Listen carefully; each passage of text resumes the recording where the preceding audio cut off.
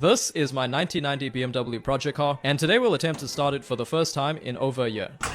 First, let's make sure the engine isn't seized. So just grab a breaker bar, set it on the crankshaft bolt, and spin the engine clockwise. We in business. To much relief, it rotates nice and smooth. Next, let's check all the critical fluids, because pretty much everything leaks on this car. Power steering and brake fluid look good, but we definitely want to do an oil change since it has been over a year. So we'll drain out the old oil. There's more rust under here than I remember. And throw in some 20W50 for the summer. Quite a thick oil by modern standards. The coolant is also a bit low, so we're going to top up with some peak OE. In this case, we're using the Euro formulation. Of course, we also can't forget the gas, which usually degrades after a few months of sitting in the tank. Luckily, we have a drain plug right on the bottom, so we'll let that drain out and then fill up with some fresh gas. Finally, let's throw in a fresh Superstart battery that I picked up from O'Reilly, air up the tires, and now, the moment of truth.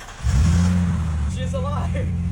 Last but not least, let's give her a much needed wash. This thing is just caked on with 4 seasons of dust. And now, let the restoration begin.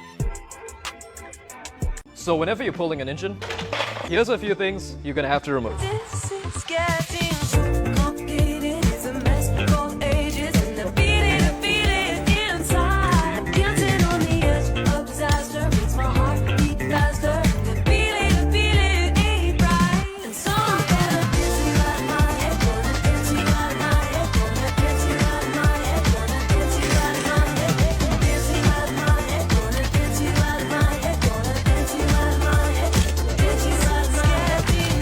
Complicated and I hate that I don't hate it. The feeling inside. Dancing on the edge of disaster. Hold my hands up, it don't matter. I need it. So now that we have everything disconnected from the engine, it's time to pull it out. First, locate your engine lift points. In this case, we have a bracket up front and this loop molded into the block at the back. Next, grab the hoist, clip on a load leveler to the end, and position it in place over the engine. Then grab a bolt that fits through the chain and lift point, secure it down with the nut, and repeat that for the second lift point to get a setup that looks something like this. Now pump up the hoist to where it just slightly lifts up the engine, unbolt the engine mounts, and now, the fun part. You're gonna alternate between lifting up the engine, spinning the load leveler to tilt it, and pulling the hoist forward. It definitely helps to have 2 people for this, but just like that, it's out. Finally, let's unbolt the transmission so we can attach the engine to the stand. So first I'm going to remove the 3 bolts on the bottom, then the 2 that connect to the starter, which leaves behind 4 bolts on the block that correspond to the 4 arms on our engine stand. So after popping those out, we can gently separate the transmission, unbolt the clutch assembly, and pull off the rear main seal retainer. Now thread the 4 bolts back in and mark the edge with a paint pen. Then add that length plus the length of the arm spacer and find this display that lets you determine the pitch of your bolt. So we need a 90mm M12 by 1.75 bolt, which happens to be right here, so we'll grab a pack of those. Finally, we can line up the arms, thread in the bolts with washers, snug them up, release the hoist, unbolt the leveler, pull it away. And just like that, we have the engine on a stand.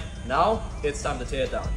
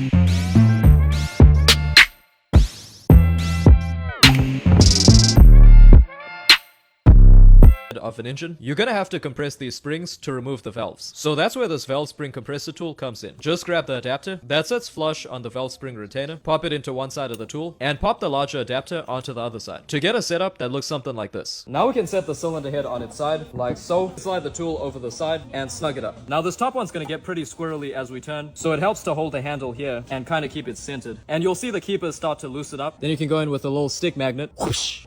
Bang, just like that. And you can see they have these ridges which slot into the valve. Genius design. Now we can loosen this up to decompress the spring. Way easier than compressing coil springs, I'll tell you that much. We got the upper spring retaining plate, a larger outer spring, smaller inner spring, the lower retaining plate, and of course we can't forget the valve. You could just pop it out from the bottom. The intake valve is actually a lot bigger than the exhaust valve, which kind of makes sense. Now here's the head fully torn down, and here's all the parts we removed.